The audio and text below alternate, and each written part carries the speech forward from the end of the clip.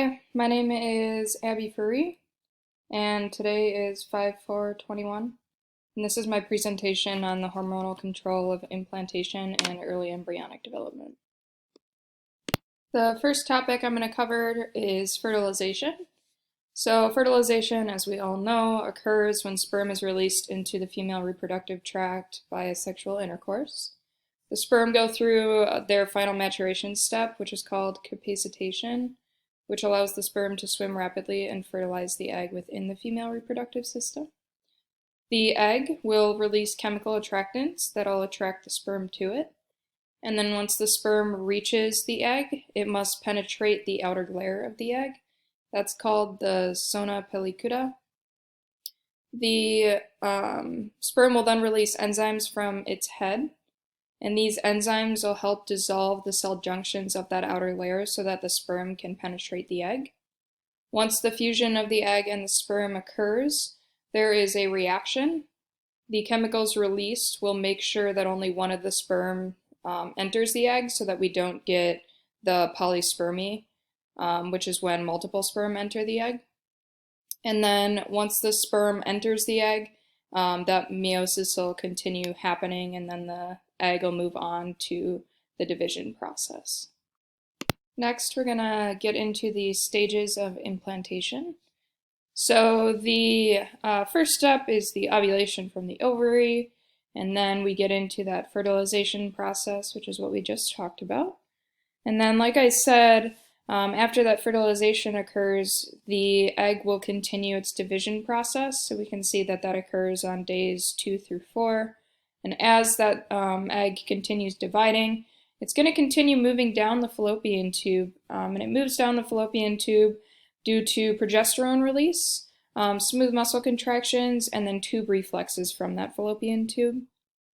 Once we get to days 4 and 5, the egg will be considered a blastocyst because it has reached the uterus. The outer layer of the blastocyst becomes the chorion, and this is the extraembryonic membrane that encloses the embryo and will eventually become the placenta.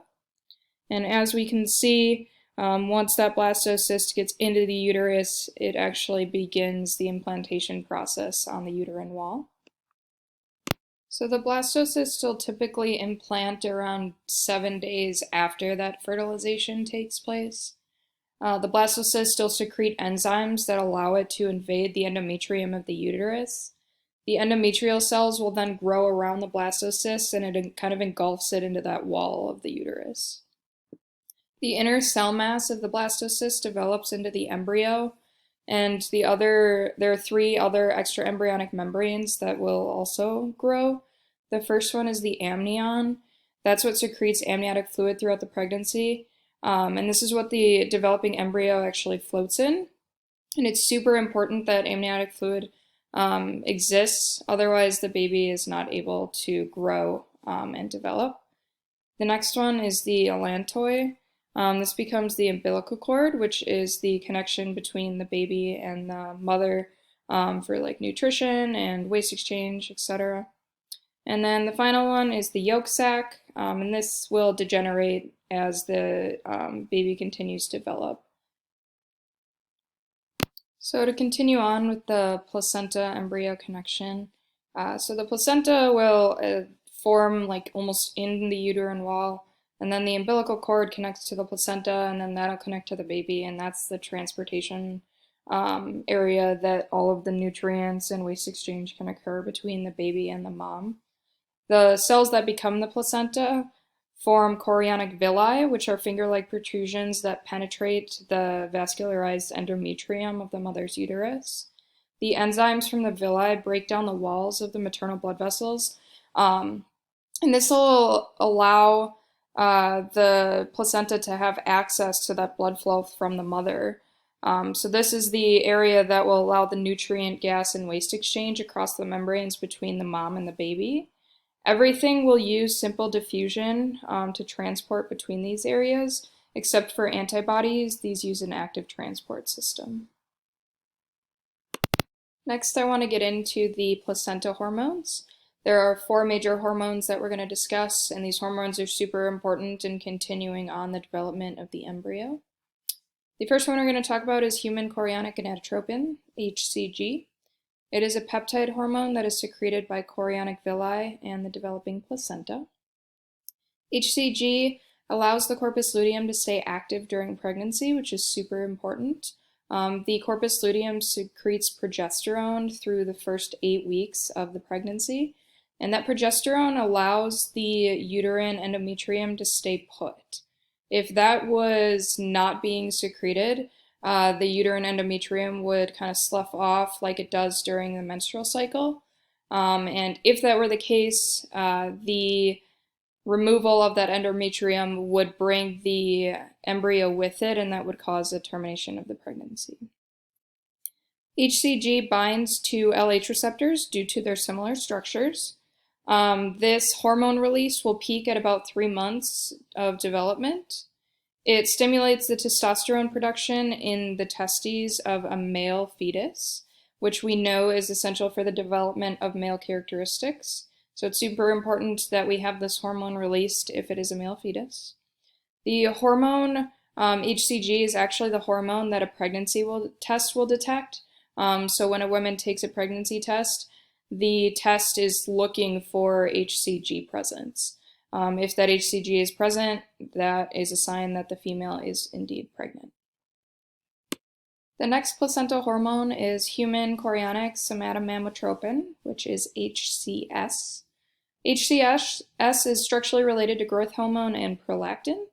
It may be involved in the production of milk within the mother and the breast development, but there have been studies that have been done that have shown if you remove HCS, that the mother does still have normal milk production and breast development, so it's not the only hormone that contributes to those areas.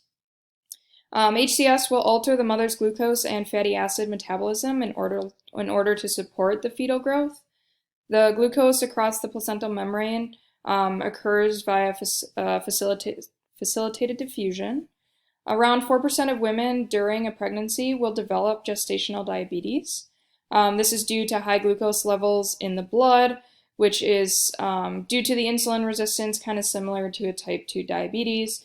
More often than not, once the woman gives birth to the baby, that diabetes will go away and the women's glucose levels will go back to normal.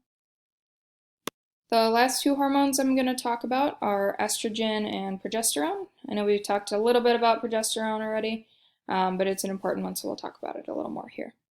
Both of these are produced continuously during the pregnancy. First, it's by that corpus luteum under the influence of HCG, which I talked about when we talked about HCG. And then eventually the placenta is the one that takes over the secretion of these 2 hormones. Both of these hormones work on a negative feedback suppression of the pituitary throughout the pregnancy. This prevents another follicle from developing in the uterus so that you don't get 2 pregnancies at the same time. I actually know someone that had that happen. She got to about 7 to 8 months in the initial pregnancy, and the initial pregnancy got terminated for some reason. And then they found out that she actually had another embryo developing in there, and that embryo was about 4 months along. So there was about a 4-month difference between the 2, and luckily for them, they did have that second embryo already implanted and growing, so they did end up having a healthy baby girl after the whole process of going through that first pregnancy termination. Estrogen is super important in the development of the milk-secreting ducts. So when you have a baby, you want to have those milk-secreting ducts working so that the mom can nurse the baby and help it get strong and healthy. And then progesterone is essential for maintaining that endometrium, which we talked about when we talked about the HCG, but it's also really important in suppressing uterine contractions. And this is super important because we don't want our baby arriving sooner than we're expecting. So that progesterone will be released until we get to the point where the baby is ready to be born, and that's where we go into that oxytocin positive feedback loop, which we've learned about previously in the course here. And finally here, the references that I used for all of my information are from our book.